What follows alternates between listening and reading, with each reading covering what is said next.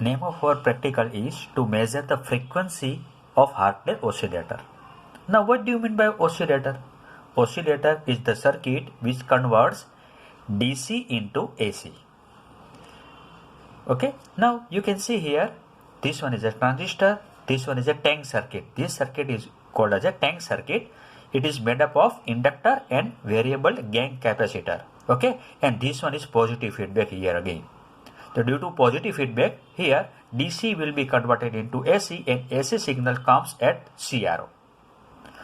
Okay, so our aim is to measure the frequency of this oscillator. Okay, now this one is resultant AC signal. How we can measure the frequency? Now on the oscilloscope we will see this type of a signals, AC signals, and we will measure peak to peak distance. Peak to peak distance. Okay, and this distance multiplied by time base will give us periodic time, and inverse of this periodic time will give us frequency. L is the inductor, L1 and L2. Okay, this we will keep constant here. We will vary the value of capacitor. Now you see, to find the frequency, we will vary the gain capacitor, value of gain capacitor 0.001 and measure the distance between two peaks. Okay, multiplied by time base will give us periodic time like this. Suppose for this value of capacitor, okay, 0.001, the distance between two peak is 1.6 and value of time base is 50 microsecond.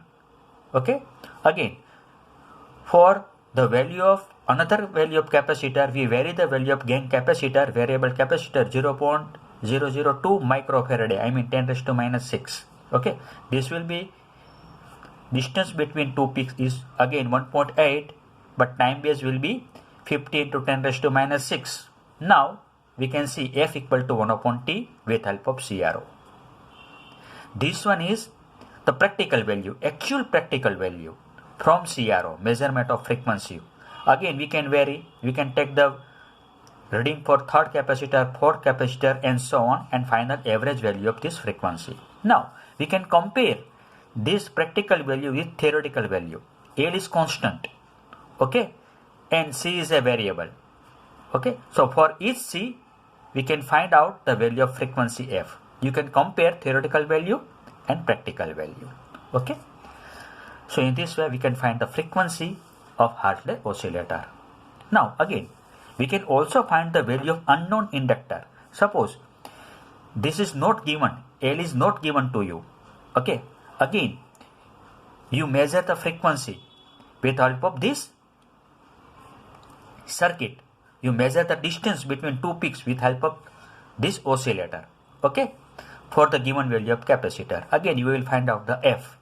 So value of F is here. C is a variable. You know, for given value of C you can find out the frequency F. Okay, this part like this. Okay, and L equal to 1 upon 4 pi square F square into C. For different value of C you can find out the value of L. The average value of L will give us the unknown value of inductor, unknown value of this inductor. Okay, now let us move from this theoretical part to practical part.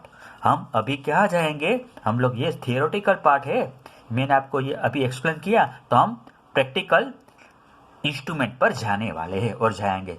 Okay, so let us C. Hi friends, हम लोग क्या करेंगे, Hartley oscillators की मदद से हम unknown frequency find out करेंगे. Oscillator क्या है, डीसी का कन्वर्जन एसी में करता है, उसको ऑसिलेटर बोलेंगे. ओके, वो कैसे, उसमें क्या होता है, इसमें देखो ये एल है इंडक्टर से और ये क्या है कैपेसिटर. ओके, उसकी जो टैंक सर्किट है उसकी मदद से हम डीसी का कन्वर्जन ये एसी में करते हैं और ये अननोन एसी है, ये फ्रीक्वेंसी हम फाइंड आउट करेंगे जो ऑसिलेटर से मदद से हमको यहाँ मिलती है.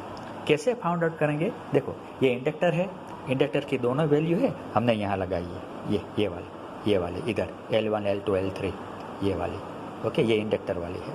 ओके, और ये क्या है, ये कैपेसिटर है, ये कैपेसिटर की वैल्यू है यहाँ। ओके, तो हम लोग इसकी वैल्यू है फ्रीक्वेंसी की, वो फाइंड आउट करेंगे। कैसे करेंगे चलो देखते हैं। 1 मिनट। यस, अब देखो ये कैपेसिटर है, वेरिएबल कैपेसिटर है।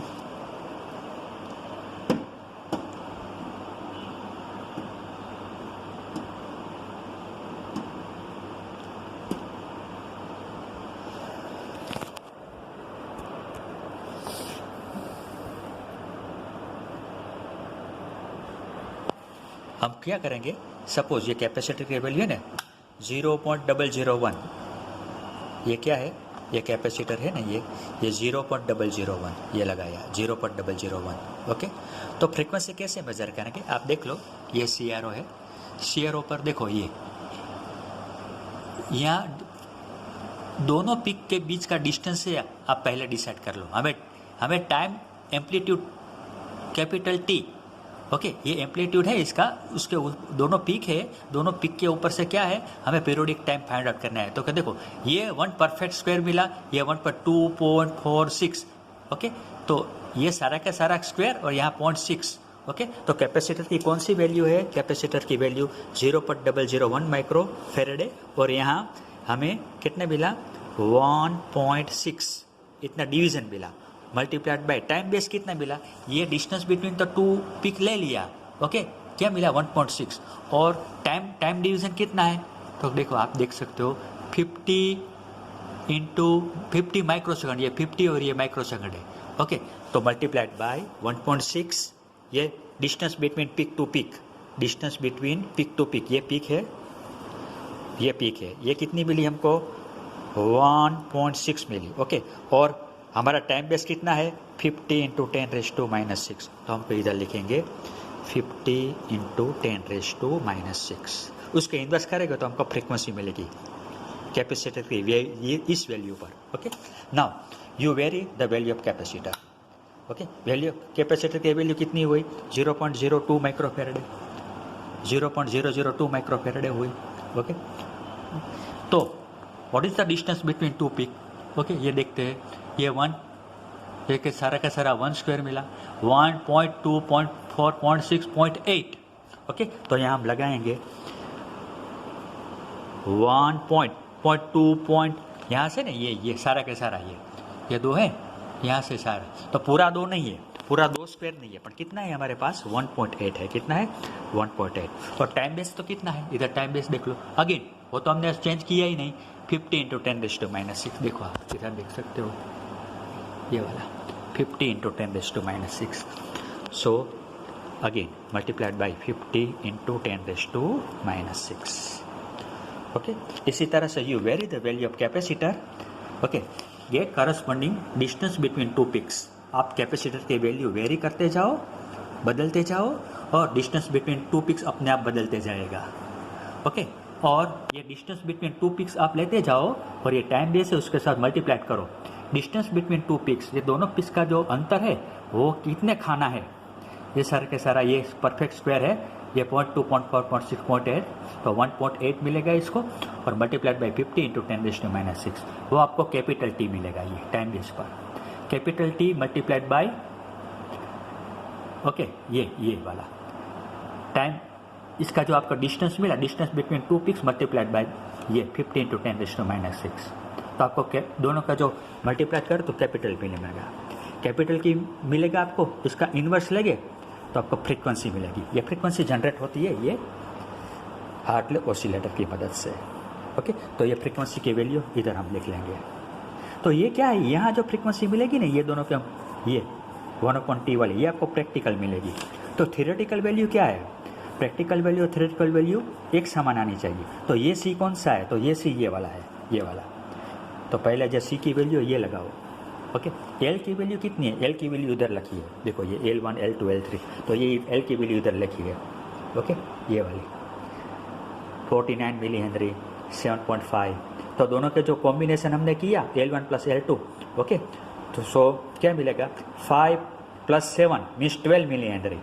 तो ये एल की वैल्यू 12 मिली हेनरी होगी और कैपेसिटर की वैल्यू 0.01 या 0.02, तो ये वाली एल की वैल्यू इधर से मिलेगी, यहाँ लिखी है वो ये वाली रखी है ना, ये एल है ना, एक्चुअली ये भी एल है, तो ये इसकी वैल्यू L1 L2 L3 ये सब वैल्यू है, इधर लगाते हैं।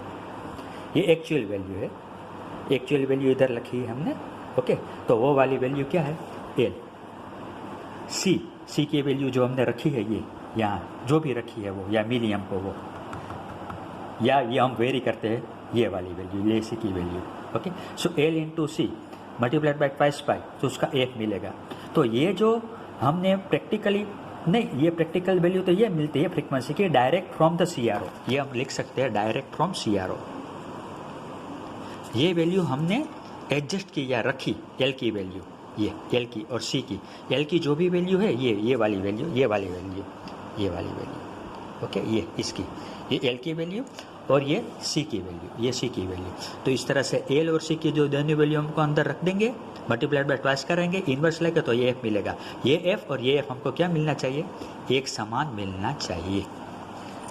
कभी कभी क्या बोलते हैं आप लोगों को, to find out the value of, आपको कभी कभी ऐसा बोलते हैं find out the value of inductor, ऐसा भी बोलते हैं। इंडक्टर की वैल्यू फाइंड आउट करना कब बोलते हैं, तो आप क्या बोलोगे, ये फ्रीक्वेंसी तो हमको प्रैक्टिकल से मिली, ये कैपेसिटर हमें वेरी करके जो भी मिला, ओके। एल इक्वल टू ये जो एल है ना, ये वाला एल, ये यहाँ ये वाला एल, ये एल, ओके। या वो एल की वैल्यू मिस के ये एल की वैल्यू ये फाइंड आउट करनी है इस प्रैक्टिकल की वैल्यू से। तो ये फ्रीक्वेंसी है हमारे पास, ओके, गिवन कैपेसिटर की वैल्यू पर, तो फ्रीक्वेंसी तो है हमारे पास, हमने फाइंड आउट की, ओके। हर एक हमने अभी प्रैक्टिकल किया तो हमें फ्रीक्वेंसी तो फाइंड आउट है, तो फ्रीक्वेंसी की वैल्यू ने इंट्रोड्यूस करो। सी फ्रीक्वेंसी के साथ जो हम सी वेरी करने से ये फ्रीक्वेंसी मिली, सी वेरी करने से ये फ्रीक्वेंसी और सी की वैल्यू फाइंड आउट अंदर रख दो आप, तो आपको अननोन एल की वैल्यू मिल जाएगी, अननोन एल की वैल्यू मिल जाएगी, क्लियर। तो इस तरह से ये एल इंडक्टर की वैल्यू भी आप फाइंड आउट कर सकते हो।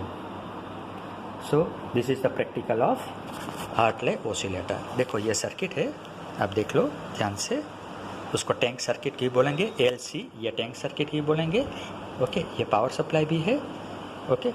ये इंडक्टर है, उसकी वैल्यू भी हम फाइंड आउट कर सकते हैं, ओके। और ये वेरिएबल कैपेसिटर है, और ये हमारा CRO है, ओके।